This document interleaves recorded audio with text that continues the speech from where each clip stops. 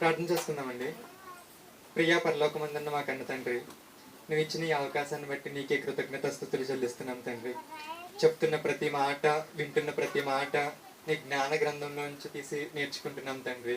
ప్రతి మాట నీకు మహిమార్థమై, ప్రతి వివరణ నీవు అనుకున్నట్టుగా ఏ తప్పు దొరలకుండా కరెక్ట్గా చెప్పుకోవడానికి సరిపడా జ్ఞానాన్ని ఇవ్వాలని కోరుకుంటూ ఈ చిన్న ప్రార్థనని యేసుక్రీస్తు వారి నామంలో అడిగి వేడుకుంటున్నాం తండ్రి. ఆమేన్.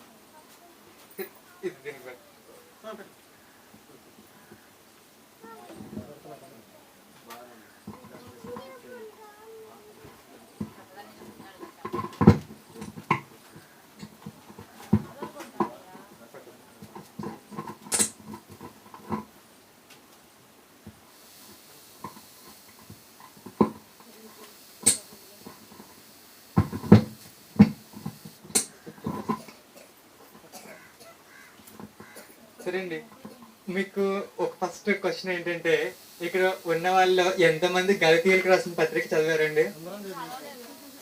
సరే, ఇంకా చదవని వాళ్ళకి ఒక అవకాశం, చదివేసిన వాళ్ళకి రివిజన్ అనుకోండి.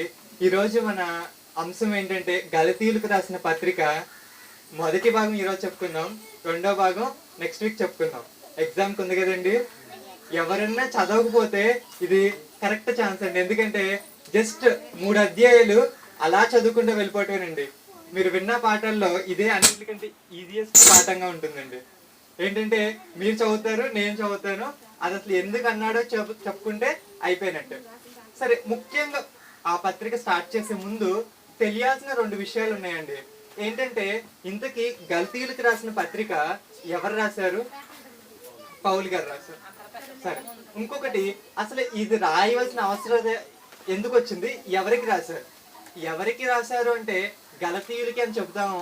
మనం ఇంకా కొంచెం అండర్స్టాండింగ్ చేసుకుంటే గలతీయులో ఏమేమి ఉన్నాయంటే చాలా ప్రదేశాలు ఉన్నాయండి. ఒక్కసారి మీరు మ్యాప్ వెనక్కి తిప్పి చూస్తే గలతీ ప్రాంతం ఉంటుంది. పౌలు గారు ప్రయాణించిన ప్రదేశాల్లో మీరు చూస్తే అంతియొక, లుస్త్రా, డెర్బే అలాంటి ప్రాంతాలన్నీ కూడా గలతీల్లోనే ఉంటాయండి.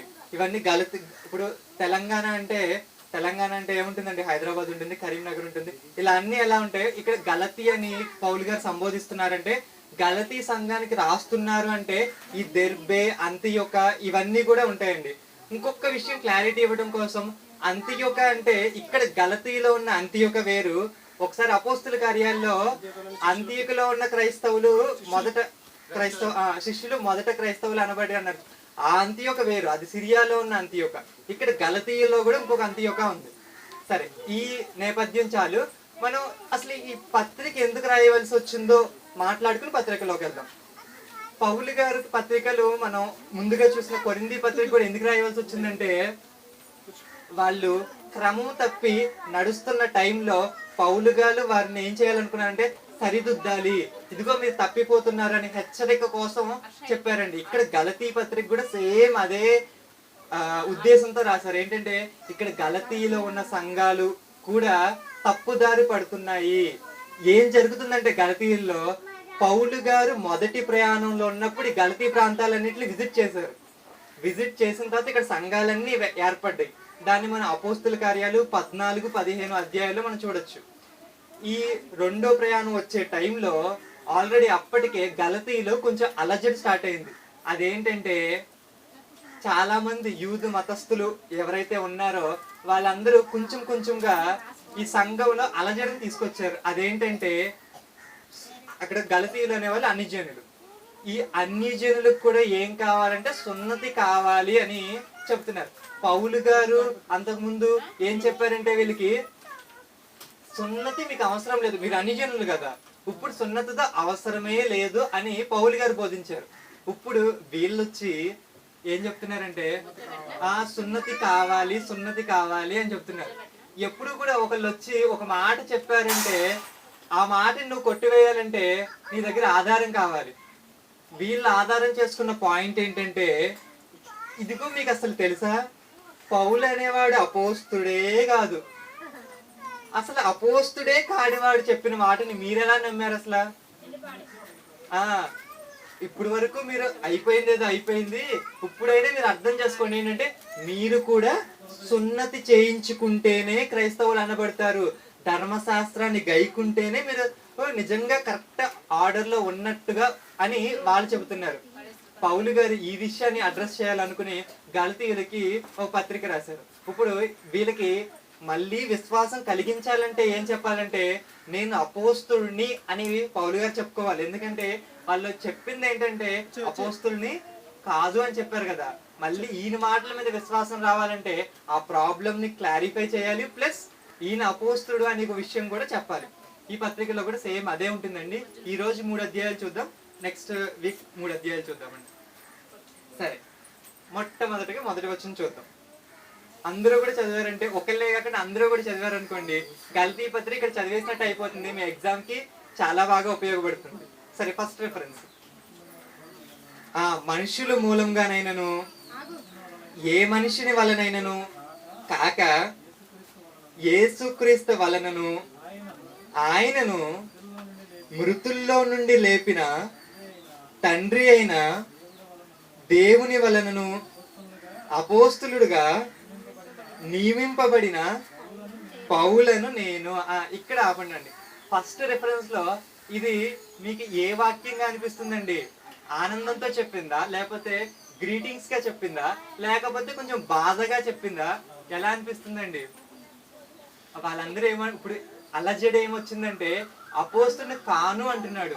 పౌలు గారు ఏమంటున్నాడంటే నేనేదో మనుషుల వలన నేను అపోస్తుడిగా నియమింపబడలేదు, లేకపోతే వేరే అపోస్తులు ఎవరో నన్ను నియమించలేదు. అసలు ఏ మనుషుడు వల్ల కూడా నేను అపోస్తులుగా కాదు. ఎవరి వల్ల అంటున్నాడు? యేసుక్రీస్తు వలన, ఆయన మృతుల్లో నిన్న దేవుడి వలన మాత్రమే నేను అపోస్తుడినయ్యాను అంటున్నాడు.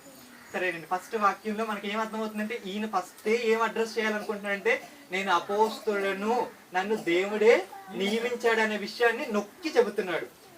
పౌలు అను నేనును నాతో కూడిన సహోదరులు అందరూ. అంటే ఇక్కడ పౌలు గారికి ఉన్న అలవాటు ఏంటంటే పత్రిక ఎప్పుడు రాసినా కూడా ఆయనతో ఉన్న అందరూ కలిసి, అంటే ఈ పత్రిక వాళ్ళు కూడా సమ్మతించినట్టుగా వాళ్ళందరి పేర్లు కూడా రాయటం. ఎక్కడ చూసినా ఇదిగో బర్నబాతో, తిమోతితో, అలా వాళ్ళందరి పేర్లు కూడా చెప్పడం జరుగుతుందండి. ఎవరికి రాస్తున్నాడు? గలతీయులోనున్న సంఘములకు శుభమని చెప్పాడు ఆయనది. మీకు అందుకే ముందు క్లారిటీ ఇచ్చాను. గలతీలో ఏమున్నాయి? చాలా సంఘాలు ఉన్నాయి. ఎందుకంటే అది ఇప్పుడు తెలంగాణ అంటే మీకు బోల్డని ప్రదేశాలు ఎలా వచ్చాయో, గలతీ అనగానే అక్కడ ఉన్న అంతియోక గాని, దెర్బీ, లోస్త్రా ఇలాంటి అన్ని ప్రాంతాలు కూడా కలిపి పౌలు గారు రాస్తున్నారు. సరే, చూద్దామండి. ఇప్పుడు ఇక్కడ 2వ వచనం దగ్గర ఉన్నాం కదండి. ఇక్కడ ఆపి నెక్స్ట్ పారాగ్రాఫ్ ఎక్కడ స్టార్ట్ అవుతుందండి? ఆ తర్వాత పారాగ్రాఫ్ అక్కడి నుంచి వద్దాం, మళ్ళీ బ్యాక్ వద్దాం. సహోదరులారా, నేను ప్రకటించిన సువార్త మనుష్యుని యోచన ప్రకారమైనది కాదని మీకు తెలియజెప్పుచున్నాను. మనుష్యుల వలన దానిని నేను పొందలేదు, నాకు ఎవడనూ దానిని బోధింపలేదు గాని యేసుక్రీస్తు బయలుపరచుట వలనే అది నాకు లభించినది. ఈ మాట పౌలు గారు వీళ్ళకి ఎందుకు రాశారంటే ఇప్పుడు నువ్వేం చెప్తున్నావంటే ఈ అన్ని జనులుగా మేము క్రైస్తవులుగా మారుతున్న వీళ్ళందరికీ సున్నతి లేదు అని చెబుతున్నావు కదా. అసలు నువ్వు చెప్పే బోధ ఎంతవరకు కరెక్ట్? అసలు నువ్వెక్కడ నేర్చుకున్నావు? నీకు అపోస్తలత్వం ఎవరిచ్చారు అసలు? ఇలాంటి క్వశ్చన్స్. ఒక విషయం బాగా గుర్తుంచుకోవాల్సింది ఏంటంటే, సమయం వచ్చింది కాబట్టి చెబుతున్నాను, ఎప్పుడన్నా ఒక సంఘంలో ఒక తప్పుని లేకపోతే ఒక ఇష్యూని క్రియేట్ చేయాలనుకుంటే వాళ్ళు ఎలా బోధిస్తారని పేతురు గారు చెప్తున్నారు. ఒకసారి చూద్దామండి. పేతురు రాసిన 2వ పత్రిక 2వ అధ్యాయం 1వ వచనం.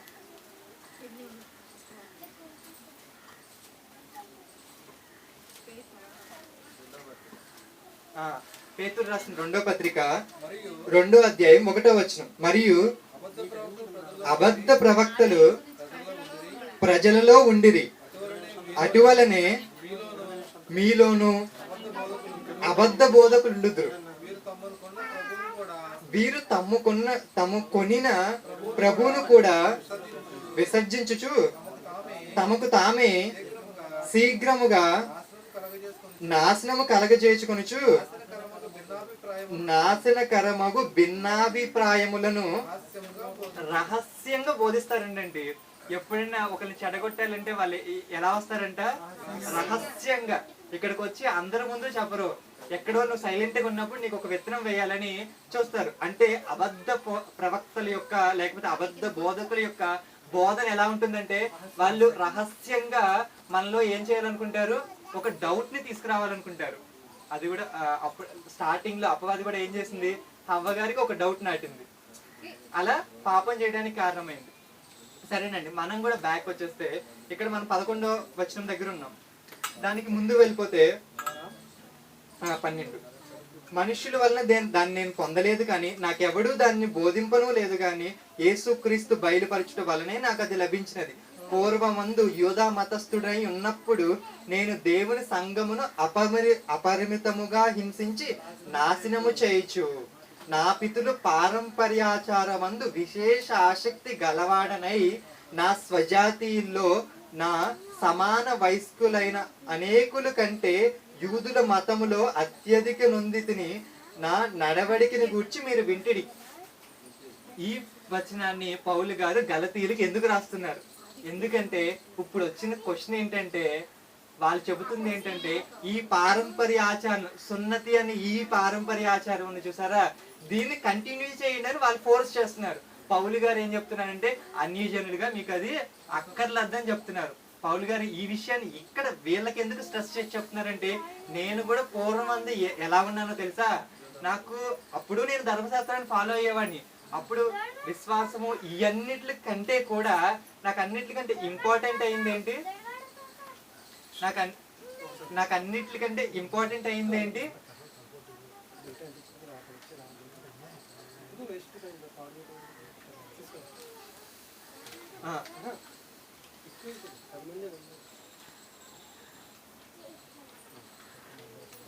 సరేనండి, ఇక్కడ పౌలు గారి యొక్క ఇంటెన్షన్ ఏంటి? ఈ మాట చెబుతున్నారంటే పౌలు గారి యొక్క ఇంటెన్షన్ ఏంటి?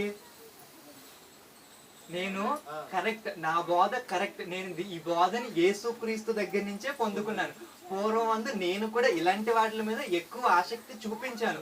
కానీ ఎప్పుడైతే నేను దమస్కులో క్రీస్తు నాకు ఎప్పుడైతే జ్ఞానోదయం చేశాడో అప్పటి నుంచి నేను వీటిని విడిచిపెట్టాను అని పౌలు గారు ఇక్కడ చెప్తారండి.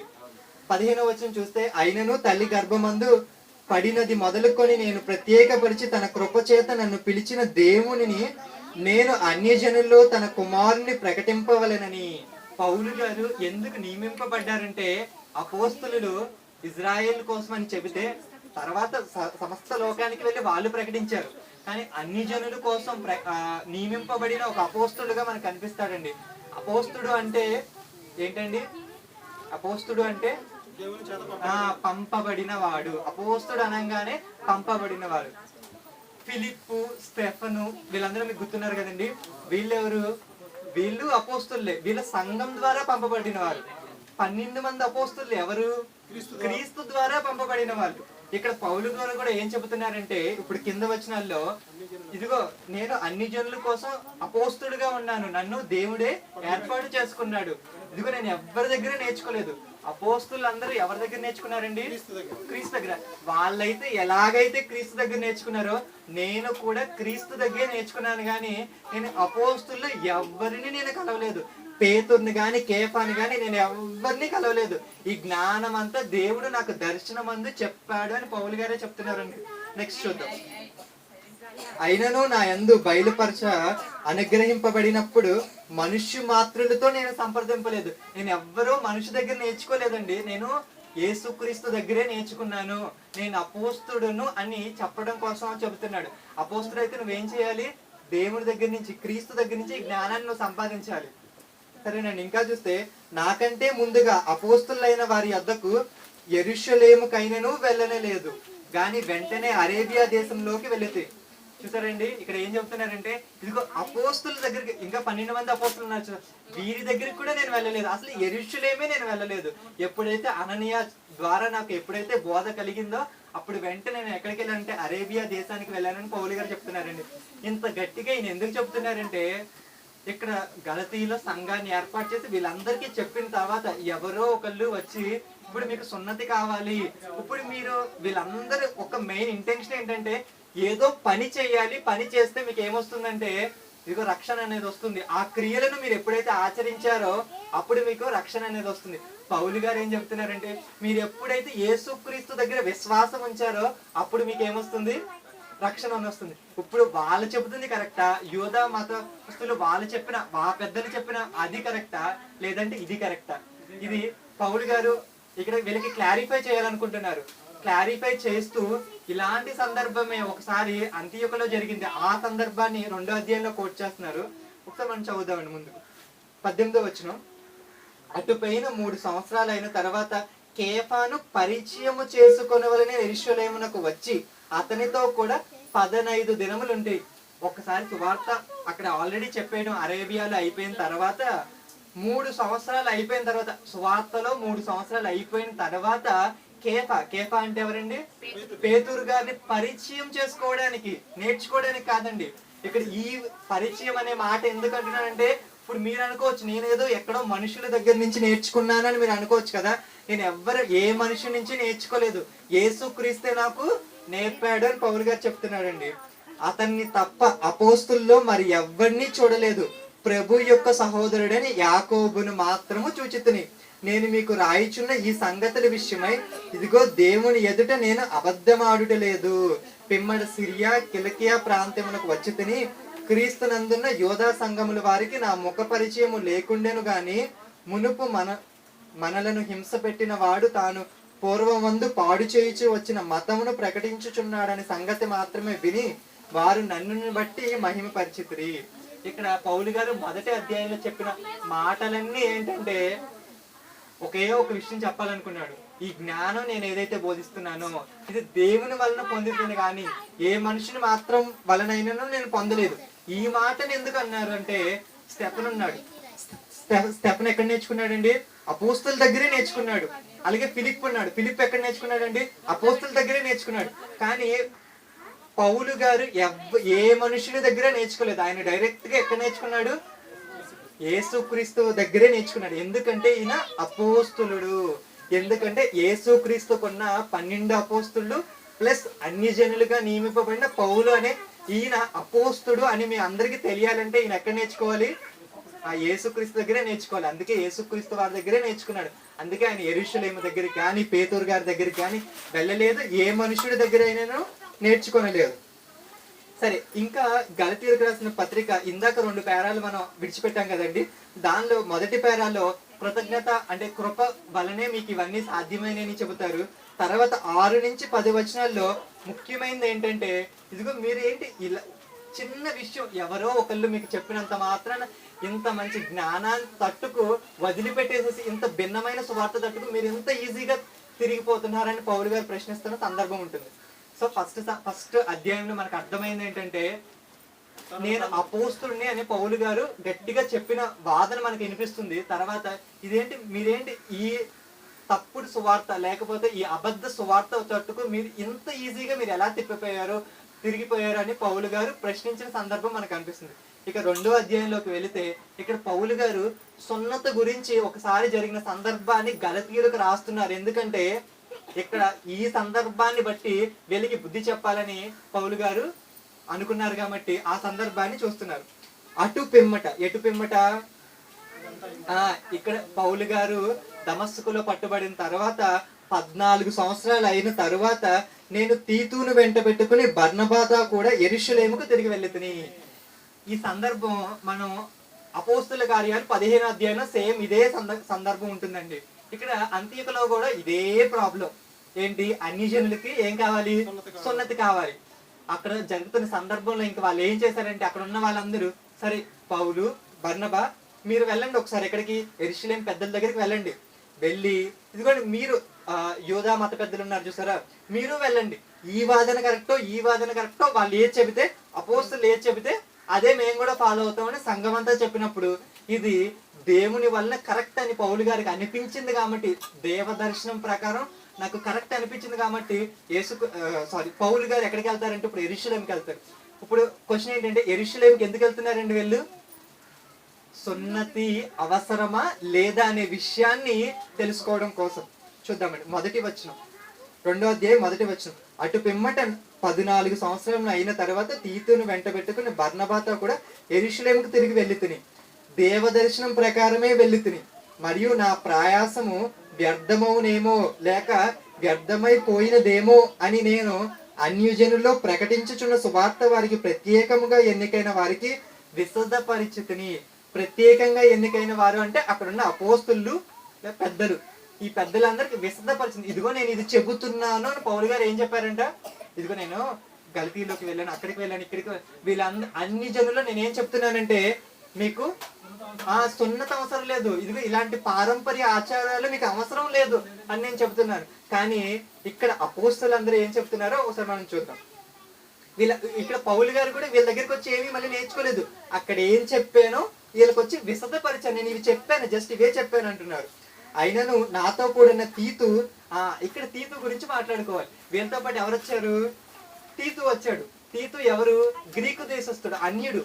ఇక్కడ యెరూషలేముకి వచ్చినప్పుడు ఒకవేళ నిజంగా సున్నతి అవసరమైతే అక్కడ ఉన్న అపోస్తలుందరూ ఏం చెప్పాలి? అయ్యో తీతు, నువ్వు ఎంతో గొప్ప గొప్ప పరిచయం చేస్తున్నావు కదా, ఇప్పుడు నీకేం అవసరం అంటే సున్నతి అవసరం కదా.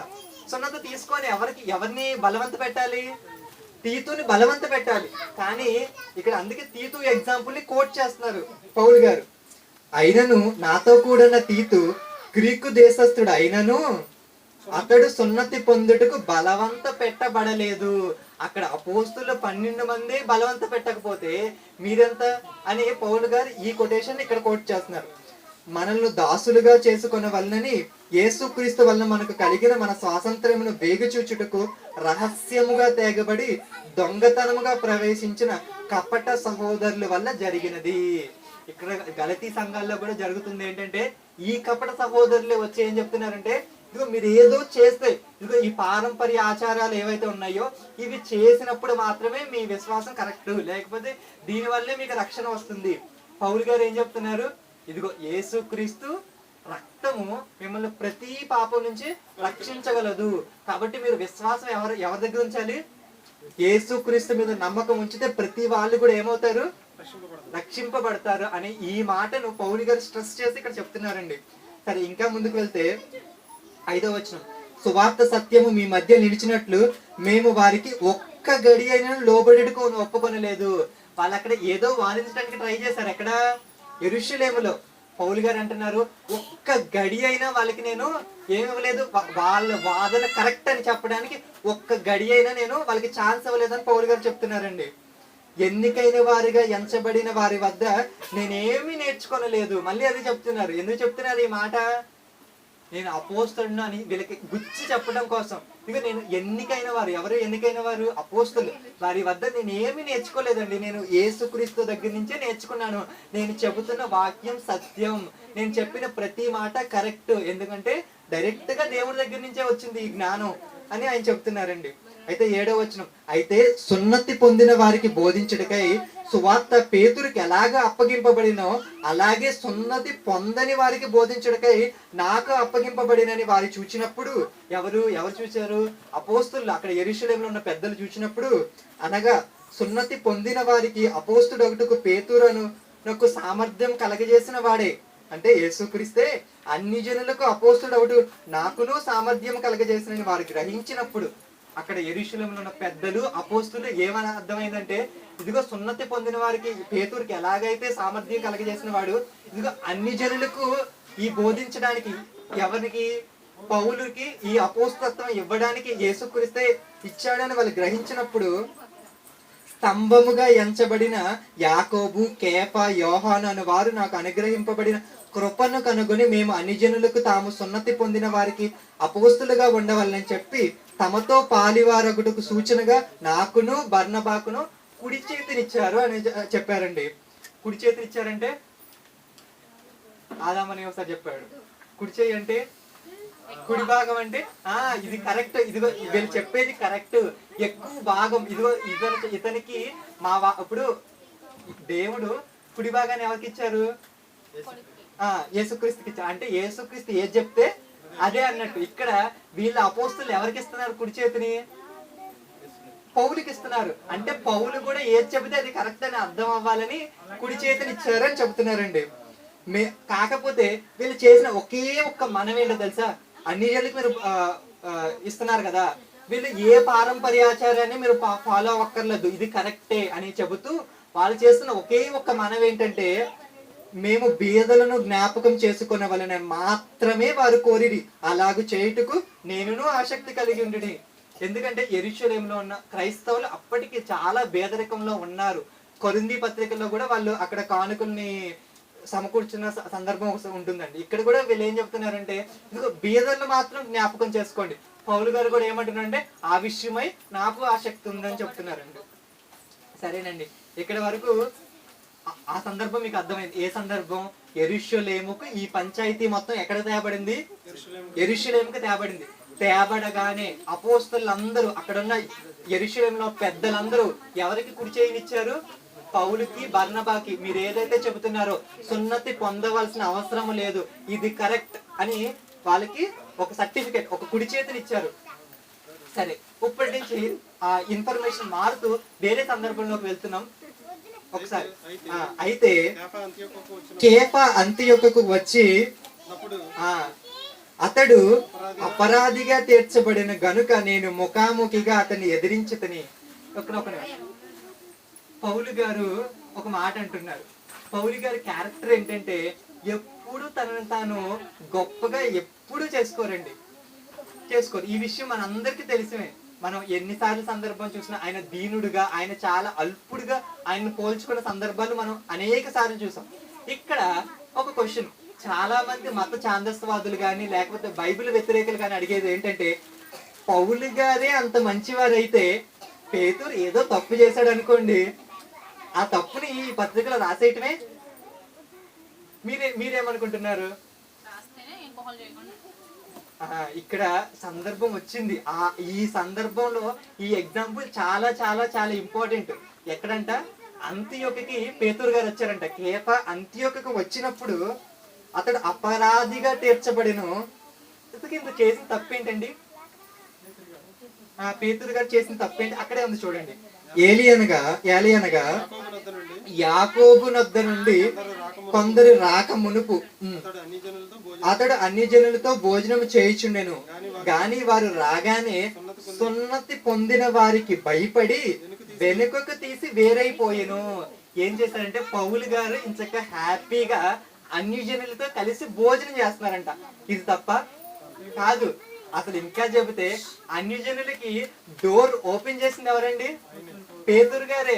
కొర్నేలి ఇంటిలో ప్రార్థన చేసి అప్పుడే కదండి అన్ని జనులందరికీ కూడా మార్గం ఓపెన్ అయిందే పేతురు గారి ద్వారా. అలాంటి పేతురు ఈ రోజు ఏం చేస్తున్నాడంటే, అన్ని జనులతో భోజనం చేస్తున్నారు. ఇది కరెక్టే కదా, వాక్యానుసారమే. కానీ ఎప్పుడైతే యాకోబు నొద్ద నుండి సున్నతి పొందిన వారు ఎవరైతే వచ్చారో, పేతురు గారు భయపడి వెంటనే లేచిపోయారంట. అంటే భోజనం చేయడం ఆపేసేసి ఏం చేశారు? ఈ సున్నతి పొందిన వారికి భయపడ్డారు. ఇది తప్ప అంటే బైబిల్ ఖచ్చితంగా ఏం చెప్తుందంటే, పిరికితనమునకు శిక్ష ఏంటండి? నరకమే. ఒకసారి ఈ పాఠాన్ని మనం డిస్కస్ చేసుకున్నాం. పిరికితనానికి ఏంటి శిక్ష? నరకమే. ఇక్కడ పేతురు గారు కూడా సువార్తను ధైర్యంగా చెప్పవలసిన పేతురు గారు, అపోస్తలైన పేతురు గారు, ఎన్నో గొప్ప విషయాలు చేసిన పేతురు గారు ఇలాంటి ఈ చిన్న విషయంలో ఆయన ఏమయ్యారండి? పిరికితనం చూపించడం వల్ల, దీనివల్ల ఈయన అపరాధిగా తీర్చబడ్డాడు. ఇక్కడ వచ్చిన సందర్భం కూడా ఏంటంటే, మళ్ళీ సున్నత గురించే కదా. నువ్వెందుకు భయపడ్డావు? నీకు అసలు అవసరత ఏంటి? నువ్వు ఇలా ఎందుకు చేస్తావు? అసలు అన్ని జనులకి నువ్వే కదా ఓపెన్ చేసింది, నువ్వెందుకు అపరాధిగా అయ్యావు అనేది పౌలు గారి వర్షన్ ఇక్కడ. సరేనండి, తర్వాత చూస్తే వీరిని బట్టి తర్వాత వచ్చిన వారు కూడా ఏమనుకున్నారంటే, ఇది ఏంటో మనం తప్పు చేస్తున్నామేమో అనే భ్రమలోకి వెళ్ళిపోయినట్టుగా బర్నబా కూడా వారి వేషధారణ చూసి మోసపోయాను. వారి సువార్త సత్యము చొప్పున క్రమముగా నడుచుకొనకపోవుట నేను చూచినప్పుడు అందరి ఎదుట కేఫాతో నేను చెప్పినదేమనగా, నీవు యూదుడివై ఉండియు యూదుల వలె కాక అన్ని జనుల వలె ప్రవర్తించుచుండగా. అంటే ఈ విషయాన్ని ఒకసారి చూడండి. నీవు యూదుడివై ఉండియు యూదుల వలె కాక అన్ని జనుల వలె ప్రవర్తించుచుండగా. అంటే యూదులు అంటే అప్పటికి ఎవరండి?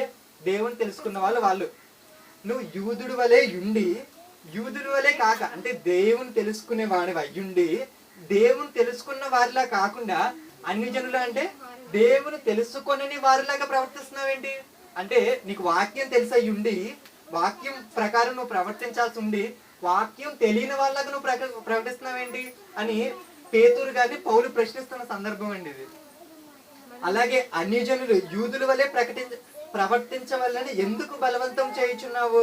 మరి నువ్వు చేయట్లేదు కదా కరెక్ట్గా, మరి అన్ని జనులు ఎందుకని కరెక్ట్గా ఉండమని చెబుతున్నావని పౌలు గారు ఇక్కడ ప్రశ్నిస్తున్న సందర్భం అండి. మనము జన్మ వలన యూదులమే గాని అన్ని జనుల్లో చేరిన పాపులము కాము. మనుష్యుడు యేసుక్రీస్తునందలి విశ్వాసము వలననే గాని ధర్మశాస్త్ర సంబంధమైన క్రియల మూలమున నీతిమంతుడిగా తీర్చబడని ఎరిగి మన ధర్మశాస్త్ర సంబంధమైన క్రియల మూలమా కాక క్రీస్తునందలి విశ్వాసము వలనే నీతిమంతులమని తీర్చబడుటకు క్రీస్తునందు విశ్వాసం ఉంచి ఉన్నాము. ధర్మశాస్త్ర సంబంధమైన క్రియల మూలంగా ఏ శరీరియు నీతిమంతుడని తీర్చబడడు కదా. పౌలు గారు ఏం చెప్తున్నారంటే అసలు ఏ పని వల్ల కూడా ఎవ్వరు కూడా నీతిమంతుడిగా తీర్చబడరు.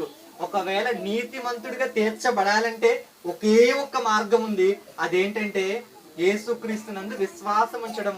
విశ్వాసము వలన మాత్రమే ఏమవుతారంట? నీతిమంతుడిగా తీర్చబడతారంట. కాగా 17వ వచనం, మనము క్రీస్తునందు నీతిమంతులమని తీర్చబడుటకు వెదుకుచుండగా మనం పాపులుగా కనపడిన యెడల ఆ పక్షమందు క్రీస్తు పాపమునకు పరిచారకుడు ఆయన. ఇప్పుడు మనమే తప్పు చేస్తే ఎలాగా అనేది పౌలు గారి క్వశ్చన్. మనమే కానీ తప్పు చేస్తే ఎలాగా? సరేనండి, నేను పడగొట్టిన దాన్ని మరలా కట్టిన యెడల నన్ను నేను అపరాధిగా కనపరుచుకుందును కదా. ఈ మాటను ఎందుకు అంటున్నారంటే ఈ వరకు నేను దేని మీద ఆసక్తిగా ఉన్నాను? పారంపర్య ఆచారాల మీద ఎక్కువ ఆసక్తిగా ఉన్నాను. ఇప్పుడు దీన్ని నేను పడగొట్టేశాను. ఎప్పుడైతే క్రీస్తులోకి వచ్చానో ఆ పారంపర్య ఆచారాలు నేను పడగొట్టేశాను. పడగొట్టేసిన దాన్ని ఇప్పుడు మళ్ళీ ఈ సున్నతి కావాలి అని నేను చెబుతున్నానంటే పడగొట్టేసిన దాన్ని నేను ఏం చేస్తున్నాను? మళ్ళీ కడుతున్నాను. మరలా కట్టిన నన్ను నేను అపరాధిగా చేసుకున్నాను కదా. అప్పుడు నేను వద్దని చెప్పి మానేసిన దాన్ని, ఆ పాపాన్ని మళ్ళీ నేను చేస్తున్నాను అనుకోండి, అది ఎలా ఉంటుంది?